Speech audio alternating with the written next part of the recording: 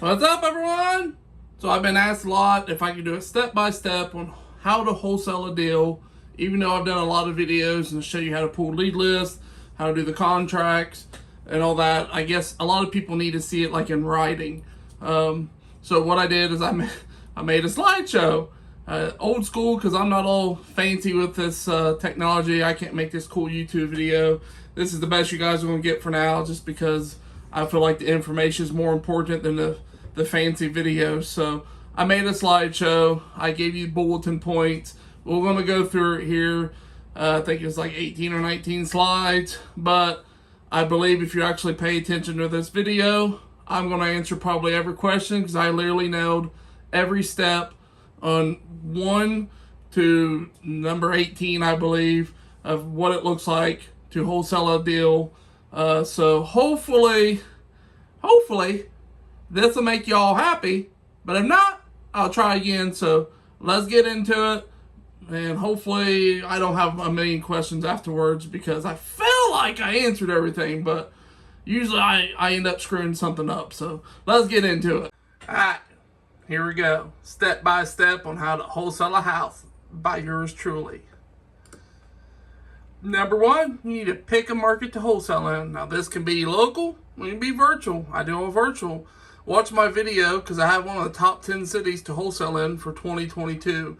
Because the next question a lot of people is like, well, how do you know what's a good market? Well, I gave you the top 10 that people's been wholesaling in for 2022. So there you go. Number 2, find a title company or closing attorney. You need to find one in the market that you choose that's investor friendly. Now there's a free list on my site. It has investor friendly ones across the whole nation. So you can find one that, there's a couple out there that's nationwide that covers all the United States. I don't know the names of them off the top of my head because I can't remember. I know there's one in Tennessee. It's called like Blueprint Title. It covers like 20 states.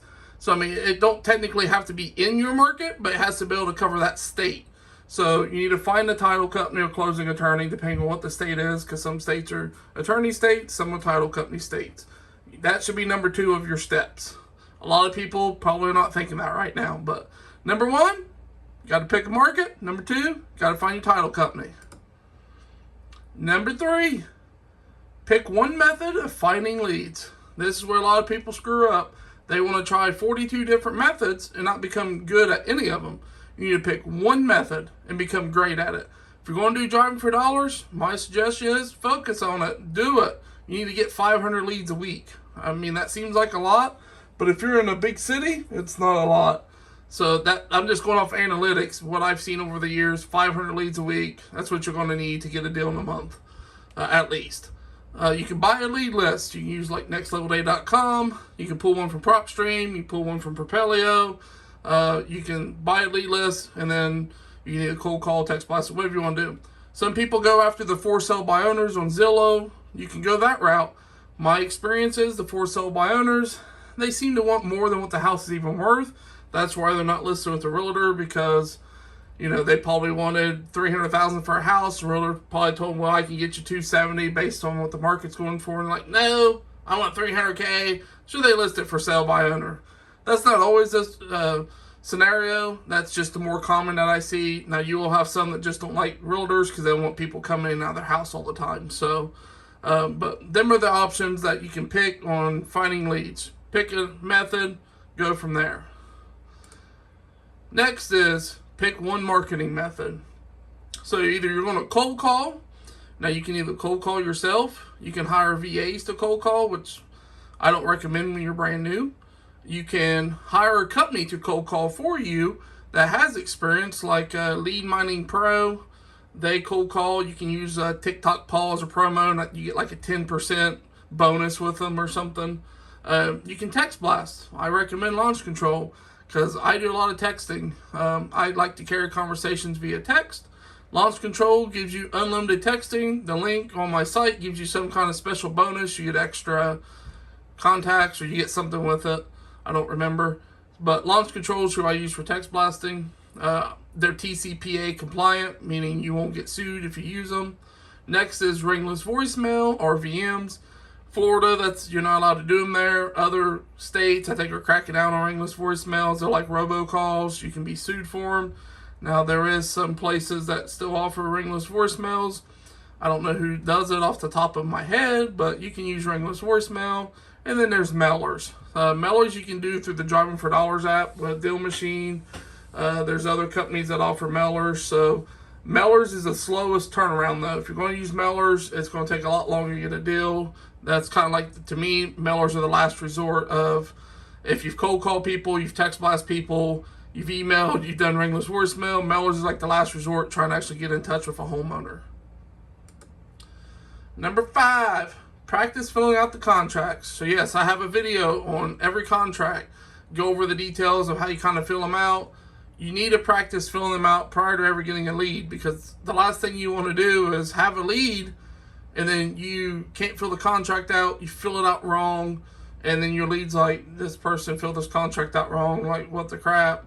So you want to seem that you're an experienced investor. You don't want to come to someone and have a contract that you jacked up, because it's going to make your seller feel unconfident, like, hey, this person came and filled a contract, why am I going to sell my house to them for cash? Do they even have cash? And what are they doing with it? Are they lying to me? So it's just one thing I recommend. Practice filling them out ever before getting a lead. That way you're confident when you come to it, you're familiar with it. So practice filling out the contracts. That's another reason why I say find a title company on step 2, because on this contract, you got to put down who you're closing with. Well, if you don't have a title company, when you get to that part, your closing, your E&D will be placed with who. You can't put to be determined, because one, the seller's going to be like, how do you not have a closing attorney if you buy houses all the time, or a title company?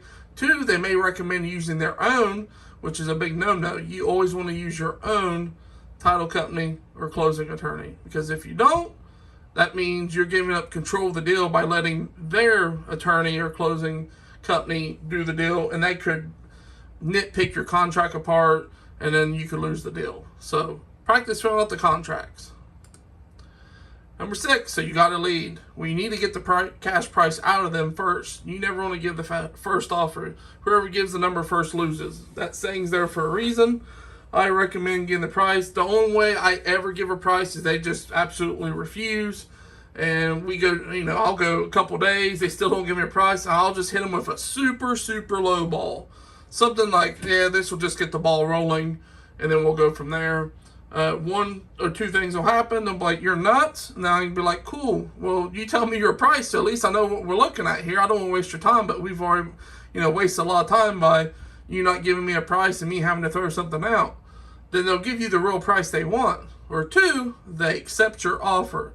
Then you should be scared, because you're like, wow, if they accepted that offer, this house is in probably way worse shape than what I even thought. And what did I get myself into? So that's one of the 2 ways it's usually going to go. Number 7, find out if anything is owed. So you need to see if they have a mortgage or any liens on the property. I made a video saying the mistakes people make about wholesaling is don't talk about the mortgage. Well, I didn't say don't talk about it like find out there is a mortgage. It means don't dwell on the amount that is owed you, because then people want, oh, I'm not going to get much money, if they owe a bunch. You want to know how much they owe, but you want to talk about how much money they're going to put in their pocket versus how much money they're giving away for a mortgage. So say they have $250,000, you're getting the house for $260,000 is what they're selling it for. They're only going to put $10,000 in their pocket. Well, you don't want to talk about, oh yeah, that sucks. You got $260 for it, and you only get to keep $10. No, you want to talk about, man, what are you gonna do with that $10K? That has to help a lot. Have $10,000 cash going in your pocket, and you don't have to worry about paying a mortgage no more. So that's what I'm talking about when I say don't dwell on the mortgage. You want to know what's owed. You just don't want to focus on the negativity of the amount owed. So, and they could have tax liens or hospital liens on it. You just want to find out. Most people, they're open and honest if there's money owed. They know that's going to come out on the title work. And if someone says, well, I don't want to tell you, like, well, ma'am, sir, I got to know how much is owed, because when we pull a title work, it's going to show us all the liens. So, I want to make sure that the house can be cleared at closing, because if we can't produce a clear title, then, I can't buy your house. So this is just stuff I have to know to make sure the number's right on your end, my end, and, you can produce a clear title for me at closing. So usually when you clarify anything, if someone objects to giving an amount, they usually will give it to you.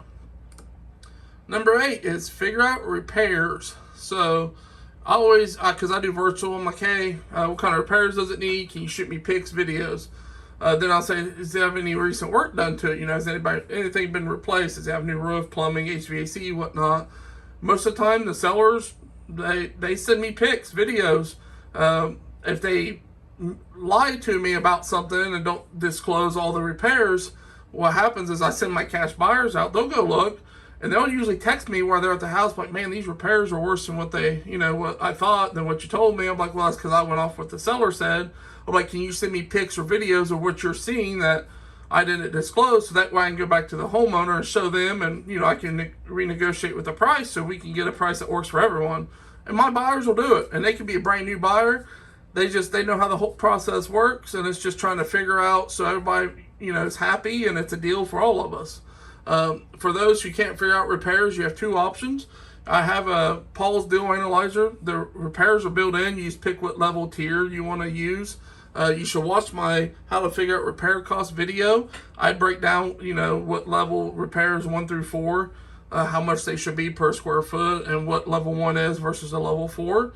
Either one of those, you should watch both the video, and then if you want to check out the Deal Analyzer to make it more automated for you, great. If not, you want to do it manual, you can do it too, just based off that video. So either way, they're both there for you. Figure out the ARV. So you got to find the ARV of the property by the lowest 2 to 3 comps in the area. You never want to pick the highest comps, because your cash buyer is always going to pick the lowest. Worst case scenario, I can sell it for this amount. They're never going to go off, well, best case scenario, I'm going to sell it for this amount. No, cash buyers go off worst case scenario. So you always want to pick the lowest 2 to 3 comps. Again, my Deal Analyzer does all this for you. There's also a video I did on how to get an ARV. I broke it down step by step to show you the ARV, what year built, the distance, the square footage, start with a house sold within the 3 months, 6 months. All that's broke down in a video on how to get ARV. It's pretty much dummy proof for anyone. Number 10, make a cash offer. Now you need to make cash offer low enough that you can make money, and the cash buyer can make about a 15% profit by the time they close on it, do the repairs, holding cost, all that. Again, my Deal Analyzer figures all this out. It's all built into it, all the numbers, the percentages, it's built in, so it helps you figure it out. But when most people go with the 70% rule, oh, you gotta do it 70% minus repairs, minus your assignment, blah, blah, blah. I don't do that. It's more of, it's deal to deal. I just need to know if after the repairs comps, my cash buyer can make 15%. I'll make whatever I can, whether I make 5, 10, 15K, 20. I just figure it out myself. Like I said, I use my analyzer. I can say, hey, I want to make 20K on this. What number do I need to be at with the seller for my buyer to make 15 after all of his costs and fees? And it tells me, well, this is the number that you can offer at, max offer. So that's why I like it. That's why I help design it. I try to make everything as simplified for everybody as possible, because when I first started doing all this in my head on paper, it sucked. It was overwhelming. I was great in math in school, so it was cool, but now as I see so many people struggle and they want to get out of the 9-to-5 rat race, the numbers scare people. They don't want to get something under contract too high and can't move it, because the biggest reason people can't sell contracts is because it's not a deal. Finding cash buyers is the easy part. If you have a true deal and the numbers are right, you'll get rid of it within the first 3 days. If you can't get rid of your deal, it's because your numbers are wrong. I hate to break it to you, but either your comps are off or your repairs are off. Your numbers are just wrong. So, number 11, you got to agree on a price. So once you agree on the price, you send them a purchase agreement via HelloSign, or you can do it in person and have them sign it. I mean, you can use DocuSign. I did a video on HelloSign of how to upload the contract, fill it out electronically. On that video, when I put the initials, because the contract has initials on every page, I put my initials in the seller spot instead of the buyer. So, because I suck at making these videos, but if you watch the video, you get the gist on how to use HelloSign, how to send a contract, fill it out, and send it electronically. So, up to you what you want to do. I do everything through HelloSign, though. So number 12, once you send they sign the contract, you want to send it to your title company you've chosen, the one clear back at the beginning. Step 2, when I always email the contract to my title companies, I say, hey, here's a purchase agreement. Please do not start any title work until I find a cash buyer that I can assign it to. The reason I do that is because I don't want to get stuck owing a title company money for title search and paperwork. And that can add up. It could be $150, it could be $400. I watched one guy, and he was new, and I told him not to do it one time. He didn't listen. By the time he comes out, he couldn't find a cash buyer. They've already did all the paperwork, title work. He put down a $2,500 non-refundable earnest money, and ended up taking like $1,900 of it out of his earnest money when he terminated the contract. It wasn't non-refundable on his end. He terminated the contract and got it back, but $1,900 went to all the title work and stuff out in New Mexico because he didn't tell them not to start it until they found the cash buyer. So if title company starts their work, you owe them. You're the buyer on that contract. You told them to start it. You owe them money. They do not work and pull title searches for free. If anybody ever tells you, well, title searches are free, title companies charge you. Call any of them. They all charge. I've used a lot of them, and I've never found one that says, oh, yeah, we'll work for you for free if you can't find a buyer. It's no big deal. It don't work that way. So always tell them, hey, don't start it till I find a cash buyer, and then I'll let you know. So now you got to find a cash buyer. Here's how you can find a cash buyer. You can advertise the deal in local Facebook investor groups. Usually these groups are small, 500 to 5K members in them. If you get these big groups, like these wholesaling groups, like the groups I have on my page, the wholesaling houses, them are not cash buyer groups. Them are just a bunch of wholesalers. You want to find little ones, like Tennessee has ones, like Middle Tennessee Investors. I think there's like 1,000 people in that group. Them actually have cash buyers in them. You can go to Craigslist. You can click on the rental section and call the people that's rentals on there and say, hey, I have a house I'm looking to sell. Are you a cash buyer? Are you looking to add to your portfolio? Are you trying to buy any more properties? Some will tell you no. They're a little small time. That's just one rental to have. Some are bigger landlords, and they're like, yeah, what you have? I'm always looking to add to, rental properties. And there you go. You got a cash buyer. The other thing is you can just make an ad on Craigslist under the real estate for sale and say, hey, you have a property that fixer-upper, it needs work cash only. And just drop your email, your cell phone, and have people reach out to you. Or you can buy a cash buyer's list from nextleveldata.com and text blast your deal. How a text blast will look is like, hey, I'm a local wholesaler. I have a property under contract. Are you looking to buy any more properties for cash at the moment?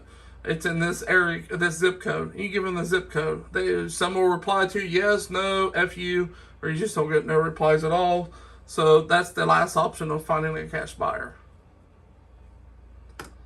Number 14, you found a cash buyer.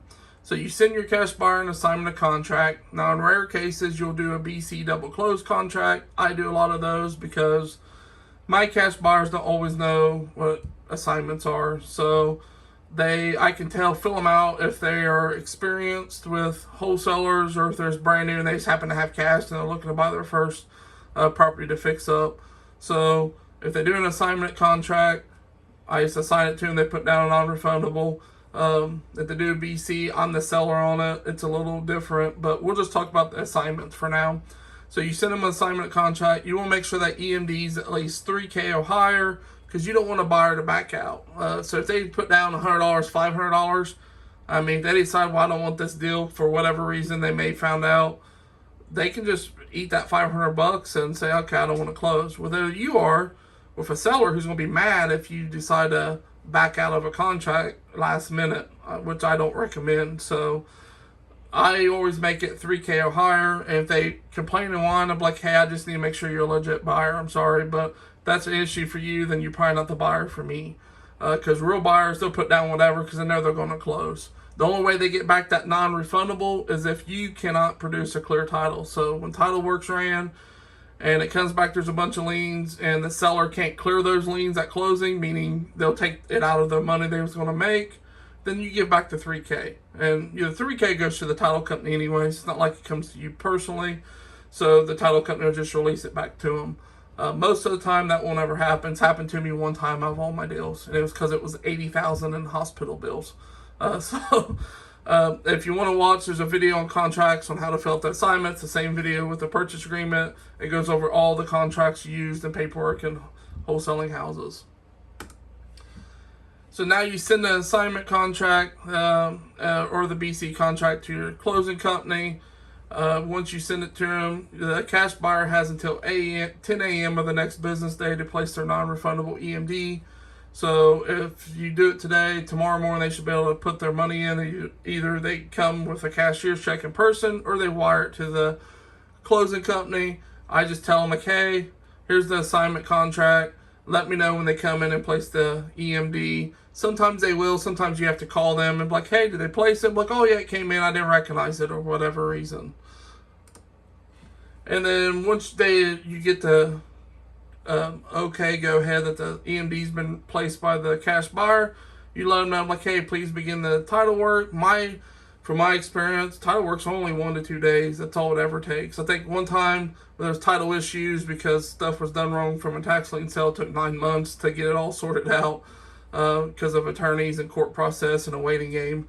But usually it's 1 to 2 days, title work's done, and then you can set for closing.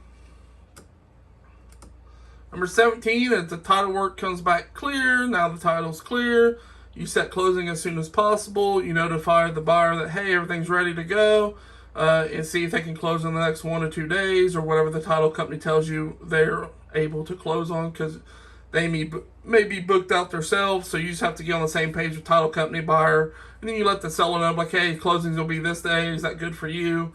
If seller don't want to come, they can, do a mail out virtual where they can just sign everything in front of a notary and mail it back to the closing company.